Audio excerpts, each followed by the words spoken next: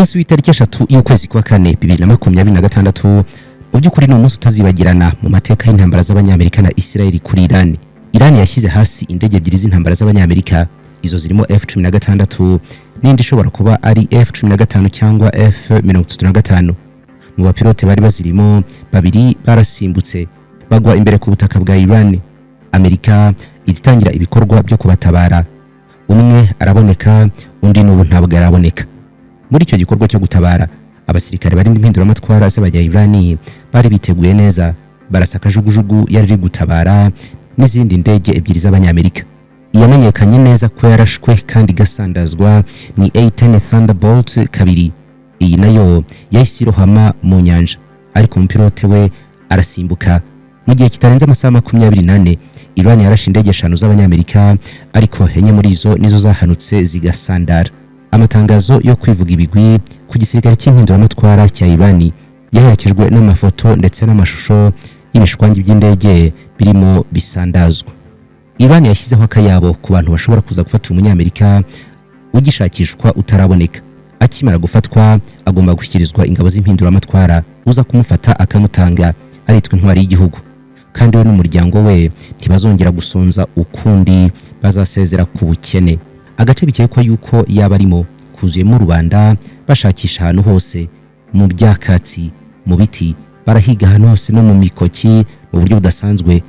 Uyu munyamerika ni mari shyushye ku banya Iran. Aha kandi naho hari indege z'abanyamerika zirimo zishakisha umuntu wabo kugira ngo atahanwe, mu gihe ingabo za Iran nazo ziri hafi aho ngaho ziteguye kurasa indege z'abanyamerika zicaracaraho. Mu kimwaro cyinshi, Perezida wa Amerika Trump yabwiye NBC News kwiraswa ry'indege z'intambara z'abanyamerika ridashobora kugira ingaruka ku biganiro ibyo bihugu bifitanye, ndetse avuga yuko ari intambara kandi ko ibintu nk'ibyo bigomba kubaho mu ntambara. Birashoboka cyane ko umupilote yihishe nk'uruvu kubera imyitozo wenda yaba yarahawe mu kwihisha. Biranashoboka ko agize ibibazo bikomeye ku buryo ashobora no kuba yarapfuye. Aho uyu mupilote yaguye hose yahagwanye ibiryo, imiti, ibikoresho by'itumanaho n'utwo kwirwanaho tundi. Ashobora kumara ibyumweru runaka yihisha ahantu nta muntu uramubona kandi nta cyaraba. Kubera ibyo bikorwa byo kumushakisha, Israel yasubitse ibitero bimwe yari iteganije kugaba kuri Iran kugira ngo itabangamira abanyamerika mu gushakisha umuntu wabo. Ni gute Iran yashoboye gushyira hasi ubuhangange bw'ingabo z'abanyamerika zirwanira mu kirere ikarasa indege 5 mu gihe cy'amasaha 24? Ku manywa yo kuwa gatanu itariki 3 y'ukwezi kwa kane, ikigo cy'itangazamakuru cya Tasnim News cyashyize ahagaragara amashusho rwose agaragara neza yihariye agaragaza indege irimo iraswa, kandi iyo ni indege y'intambara z'abanyamerika.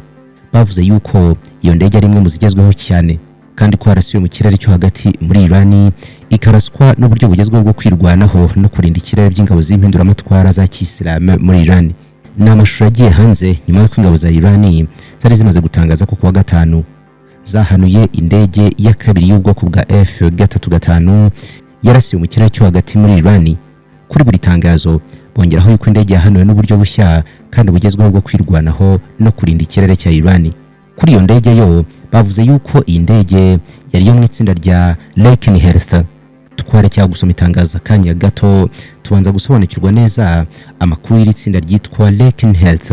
Laken Health ngo ni itsinda ry'indege z'intambara kabutindi rizwi ku izina rya 48th Fighters Wing, rikaba rimwe mu matsinda akomeye cyane y'ingabo zirwanira mu kirere z'abanyamerika. Iri tsinda rikorera mu kigo cya Royal Air Force Laken Health giherereye mu gace ka Suffolk mu Bwongereza. Nubwo kiri mu Bwongereza, iki kigo ntabwo ari cy'Ubwongereza cyangwa cya Leta Zunze Ubumwe za Amerika, ahubwo kimaze igihe kinini gikorerwamo ibikorwa bya gisirikare bifite uruhare runini cyane mu mutekano wa OTAN hamwe n'ibindi bihugu byo mu Burayi muri rusange. Ni itsinda ry'indege rifite amateka maremare ashingiye ku gihe cy'intambara ya kabiri y'isi, aho ryashinzwe rigamije kurinda inyungu z'abanyamerika n'abafatanyabikorwa bayo.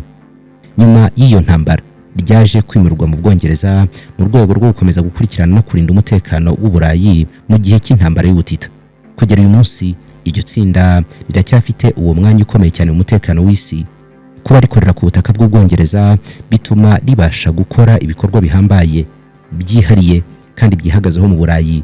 Bakorera no mu burasirazuba bwo hagati no mu bindi bice by'isi bifite ibibazo by'umutekano. Iri tsinda rya 48th Fighters Wing rifite ubushobozi buhanitse bitewe n'ubwoko bw'indege zibarizwa muri iri tsinda, harimo nka F-15E Strike Eagle na F-35 Lightning kabiri. Izi ndege ni zimwe mu zigezweho cyane ku isi z'ubushobozi buhambaye bwo gukora ibikorwa bitandukanye birimo kurwanya izindi ndege mu kirere, kugabanya ibitero ku butaka, kimwe no gukora ubutasi mu buryo bw'ibanga rikomeye. By'umwihariko F-15 ikagira ubushobozi buhambaye bwo kwihisha ku buryo bigora cyane radari kwitahura, bituma rero ihinduka ingenzi mu bikorwa bya gisirikare by'abanyamerika aho muri ako karere. Kandi muri iki gihe mu bikorwa byaryo bya buri munsi, iri tsinda rikora akazi ko kurinda ikirere cya OTAN cyose, rikagira uruhare mu myitozo ya gisirikare ihuriweho n'ibihugu bitandukanye, ndetse rinitegura gutabara vuba na bwangu mu gihe habaye ikibazo cy'umutekano mu cyariho hose bikenewe. Kuba rifite ibikoresho bigezweho n'abasirikare bafite ubumenyi buhanitse bituma rifatwa nk'inkingi ya mwamba mu ngabo z'abanyamerika mu Burayi. Nanone kandi iri tsinda rya 48th Fighters Wing rifatwa nk'ikirango cy'intambara z'abanyamerika hanze y'igihugu kubera ko rigaragaza ubushobozi bwo kohereza ingabo zayo no kuzifasha gukorera mu bihugu by'inshuti.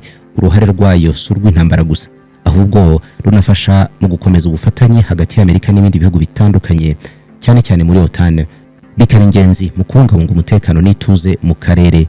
Iby'iri tsinda ni birebire ndetse rirahambaye cyane, ariko ibyo ngo ntibyabujije impara gucuranga, nako ntibyabujije abakomando bo muri Iran kurishyira hasi. Igisirikare cy'impinduramatwara cyavuze ko iyo ndege yarinjiye mu kirere cya Iran mu buryo butemewe n'amategeko kandi ko bayisenye burundu. Tasnim iti ni mu masaha 12 ashize, kandi iyi ndege uko bigaragara yari iya kabiri irashwe n'ubwirinzi bw'ikirere bwa Iran.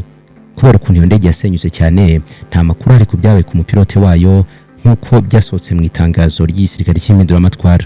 Bakomeje bavuga yuko Leta Zunze Ubumwe za Amerika n'ubutegetsi bwa Israel aribo batangije igitero cya gisirikare kinini batabanje gutekereza neza, kubera ubwiyemezi bwabo n'ibyumviro byabo ngo byuzuyemo kumena amaraso. Mu gusubiza, ingabo za Iran zakoze ibitero byo kwihorera, zibasira ahantu hose hafitanye isano n'abanyamerika mu karere ndetse n'imbere muri Israel, hakoreshejwe misile ziraswa mu ntera ndende n'indege zitagira abapilote. Ku mugoroba, Tasnim yongeye gukora inkuru, bata amakuru aturuka ahantu hatandukanye aremeza ko ingabo z'abanyamerika zananiwe gutabara umupilote w'indege yabo yahanuruye hafi y'imipaka ya Iran. Bakomeje banavuga yuko ayo makuru yaturutse ku munyamakuru wa Tasnim urimo utara amakuru mu gace ka Khorigiye na Boye Ahmad zo mu burengerazuba bwa Iran. Muri ako kanya inkuru yabaye kimomo ahantu hose hirya no hino mu isi ko ingabo z'abanyamerika zatangiye igikorwa cyo gushakisha uwo mupilote. Guhera mu gitondo cyo kwa gatanu ntabwo baramubona, nyuma yuko indege yabo yarashwe n'ingabo za Iran.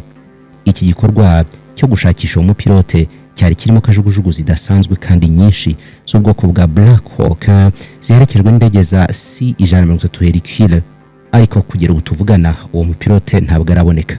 Ayo makuru yongeraho yuko kubera igisebo iki gikorwa cyateye abanyamerika, bishoboka yuko mu masaha ari imbere hashobora gutangazwa undi muntu utari umupilote, Amerika ikabeshya yuko umupilote yatabawe. Uwo munyamakuru wa Tasnim yagize ati, dushingiye ku makuru dufite, nyuma y'iraswa ry'indege y'abanyamerika igezweho kuva kuwa gatanu, umupilote wayo yasohotse mu ndege ejection agwa ahantu hatamenyekanye neza imbere mu gihugu cyacu. Mu gihe byari bikiri gufatwa nk'ahari ibihuha, Amerika nayo yemeje ayo makuru, bihita bisemerwa hejuru n'ibinyamakuru byinshi byo mu burengerazuba bw'isi nka Reuters na Guardian na Washington Post. Inkuru z'ibyo binyamakuru ziravugwa mu buryo butandukanye, ariko zose zihuriza ku kuba hari indege y'abanyamerika hanuriwe muri Iran. Nka The Guardian yavuze ko abayobozi b'igisirikare cy'Amerika bavuga yuko indege yabo yahanuwe ari F-15E Strike Eagle atari F-35. Ibi byanashimangiwe n'amafoto y'ibisigazwa by'iyo ndege yabonetse, aho abasesenguzi bavuze ko ari ibice bya F-15E Eagle, cyane cyane ku bimenyetso byo mu gice cy'inyuma cy'indege umuntu yakwita nk'umurizo cyangwa tail markings, ngo bifitanye isano n'indege zo mu kigo cya Lincolnheath.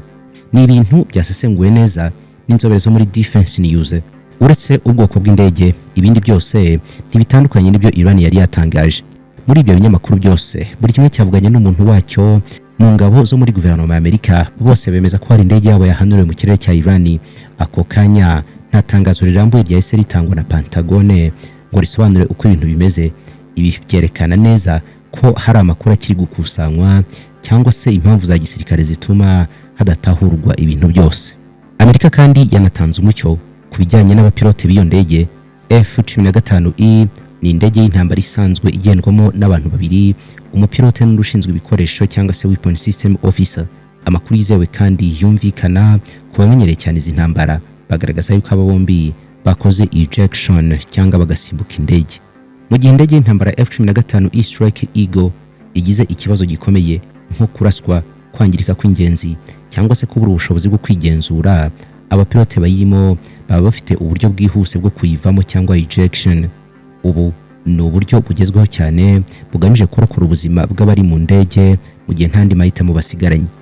Buri umwe muri aba babiri aba yicaye ku ntebe yihariye yitwa ejection seat, ikaba yarakozwe mu buryo ishobora kumusohora mu ndege mu masegonda make cyane, nubwo indege yabigenda ku muvuduko munini cyangwa se mu kirere hejuru cyane. Iyo umupilote abonye ko indege itakiri mu buryo bwo gukomeza kwigenzura cyangwa se atakigenzura, akanda kuma kabugenewe cyangwa se agakurura akantu kaba kari hagati y'amaguru cyangwa hejuru ku mutwe we. Icyo gikorwa gituma habaho urukurikirane rw'ibintu byihuse cyane bikorwa mu buryo bw'ikora automatic sequence. Icya mbere ni igisenge cy'indege canopy gituritswa cyangwa kigakurwaho n'imbaraga zikomeye, no kugira ngo habeho inzira yo gusohoka. Ako kanya ya ntebe ifite umupilote izamuka hejuru, ifite imbaraga ziturika n'imbaraga nk'iz'igisasu, banabyita rocket motors, ziba zirimo. Rero iyi ntebe itihaguruka ikava mu ndege nk'igisasi igaca mu gisenge. Mu kanya gato uwo muntu aba amaze kuva mu ndege ajugunywe mu kirere ku muvuduko mwinshi. Ibyo ntabwo bigarukira aho ngaho. Nyuma yo gusohoka hari uburyo bw'ikora automatic bugenzura ukuntu umutaka wa parachute ugomba gufunguka. Ibi ngibi byo bikorwa mu buryo bugenzura ubutumburuke, umuvuduko n'uko umubiri w'umuntu uhagaze kugira ngo umutaka ufunguke igihe gikwiye. Iyo umutaka ugifunguka uhita ugabanya umuvuduko, nuko umupilote agatangira kumanuka buhoro buhoro agana ku butaka. Iyi systeme ikora mu buryo bwihariye kubera ko ishobora no gukosora uko umupilote yicaye cyangwa se ameze mu kirere, seat stabilization, ikamurinda gukomereka cyane bitewe n'umuvuduko n'imbaraga arimo akoresha. Hari ibikoresho byifashishwa mu kumurinda nko gufunga amaguru n'amaboko kugira ngo bidakomeretswa mu gihe arashwe asohoka. Kuri F-15 hari ubundi buryo bwitwa sequence ejection butuma abari mu ndege basohoka mu buryo butarimo kwivanga. Akenshi uwicaye inyuma, weapon system officer, niwe ubanza gusohoka, hanyuma umupilote agakurikiraho mu kanya gato. Bituma batagongana mu kirere kandi bikarushaho kongera amahirwe yo kurokora bombi. Nubwo iri koranabuhanga rigezweho cyane, ejection ntabwo ari ikintu cyoroshye cyangwa kidafite ingaruka. Umupilote ashobora guhura n'imbogamizi cyangwa n'imbaraga zikomeye cyane, ibyitwa G-forces. Mu gihe asohotse zishobora gutera ibibazo nko gukomereka ku mugongo, ku ijosi cyangwa ku maguru. Ni niyo mpamvu abapilote batozwa cyane ukuntu bagomba gukoresha ubu buryo, bakanamenyerezwa ukuntu bagomba kwitwara nyuma yo kugera ku butaka, cyane cyane niba bageze mu gace k'umwanzi. Iyo bageze hasi usanga bafite ibikoresho byihariye birimo radiyo zo gutabaza, ikarita ibafasha amerekezo, amafunguro make, ibikoresho byo kwirinda no kwihisha ndetse n'imiti. Ibi bintu bibafasha kugerageza kwirinda, kwihisha no kuvugana n'abashobora kubatabara mu buryo bwihuse. Ibi rero nibyo byabaye kuri Abanyamerika babiri bari batwaye F-15 nyuma y'aho Amerika yise itangiza igikorwa gikomeye cyo kubashakisha no kubatabara, search and rescue operations. Ni ibikorwa birimo indege za gisirikare n'akajugujugu, cyane cyane zizwi ni Black Hawk na C-130. Ikibazo nuko izi nazo zigitangira gutabara Iran yahise zirasa. Reuters ivuga yuko mu byabayeho kugera ubu ngubu umwe muri aba pilote yamaze gutabarwa n'ingabo z'Abanyamerika mu gikorwa cyari kigoye cyane cyabereye mu kirere cya Iran cyangwa se hafi yaho. Mu by'ukuri undi mupilote we ateje impungenge kubera ko kugera ubu ntabwo araboneka. The Washington Post ivuga yuko ingabo z'Abanyamerika zikomeje ibikorwa byo kumushakisha, ariko ntabwo haramenyekana niba yaba akiriho cyangwa yapfuye, niba yarashwe cyangwa se akihisha ahantu runaka. Hari andi makuru aturuka muri Iran avuga yuko umupilote ashobora kuba yamaze gufatwa, ariko hari n'avuga ko abaturage basabwe kumufata. Gusa ayo makuru nta rwego rwizewe ku ruhande rwa Iran rurayatangaza. Amerika nayo nta kintu irabivugaho. Ikindi cy'ingenzi nuko mbere y'impanuka ingabo za Amerika zari zaranzwe no guhakana ko Iran yarashe indege zabo.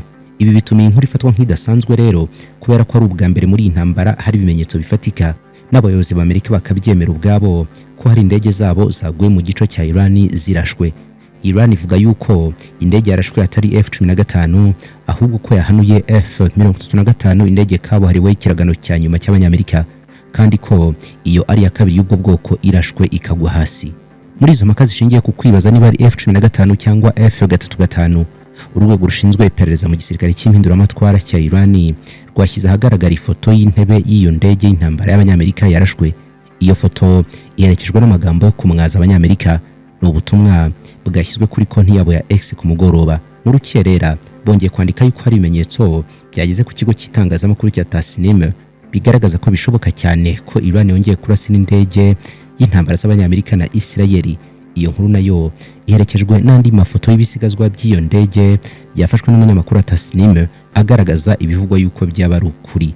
Umunyamakuru wa Tasnim ukurikiranira hafi bya gisirikare avuga yuko we ibyo yabonye n'amaso yari umwotsi wa moteur engine exhaust. Abishingiraho avuga yuko bishoboka cyane ko iyo ndege yarashwe ari ubwoko bwa F-16 cyangwa F-35, ariko ngo bishoboka cyane ko ari F-16. Ibi byavuzwe nyuma gato yuko hari indege nyinshi z'intambara zazengurutse hejuru y'imijyi imwe n'imwe harimo na Tehran. Icyakora ngo izo ndege zatunguwe n'ikoranabuhanga ry'ubwirinzi bw'ikirere bwa Iran hamwe n'amayeri y'amayobera ari gukoreshwa n'igisirikare kirinda ikirere. Zimwe muri izo ndege z'Abanyamerika zahunze ubwirinzi bwa Iran zikoresha uburyo bwa flails, ariko hari ibimenyetso bigaragaza yuko n'ubundi byarangiye imwe muri izo ishyizwe hasi. Ubwo twakoraga iyi nkuru, ayo makuru yarataremezwa n'urwego rwo arirwo rwose. Muri ibyo bikorwa byo gutabara, Iran yarashe kuzindi kajugujugu ebyiri, niko bigaragara muri raporo yiswe The two US military helicopters struck by Iran during recovery efforts report. Ni kajugujugu ebyiri za gisirikare zari mu bikorwa byo gutabara wa mupilote utaraboneka. Uwakoze iyo raporo yashingiye cyane ku nkuru yanditswe na The Hills ivuga ko imwe muri izo kajugujugu ari igisirikare cy'Abanyamerika yo mu bwoko bwa UH-60 Black Hawk. Indi yo yasobanuwe nk'indege ikoreshwa mu gushakisha no gutabara search and rescue helicopter. Nta makuru arambuye yahise atangazwa ku byabaye kuri izo ndege mu gitondo. The Washington Post yemeje ko hari indege y'Amerika nanone nshya y'ubwoko bwa A-10 Thunderbolt 2 nayo ngo yarashwe irangirika mu gikorwa cyakurikiyeho, cyane cyane muri icyo gikorwa cyo gushakisha uwo mupilote. Icyakora ngo umupilote wayo we yashoboye kugera hafi y'ikirere cya Kuwait mbere yo kwisohokamo cyangwa ejection, hanyuma aza gutabarwa akira amahoro. Muri rusange ibivugwa ni indege hagati ya 5 n'esheshatu z'Abanyamerika zarashwe amasaha 24 gusa, bikozwe n'igisirikare cy'impinduramatwara cya Iran. Bigaragara yuko cyariye karungu muri ayo masaha ashize. Imboni TV, imboni ya rubanda.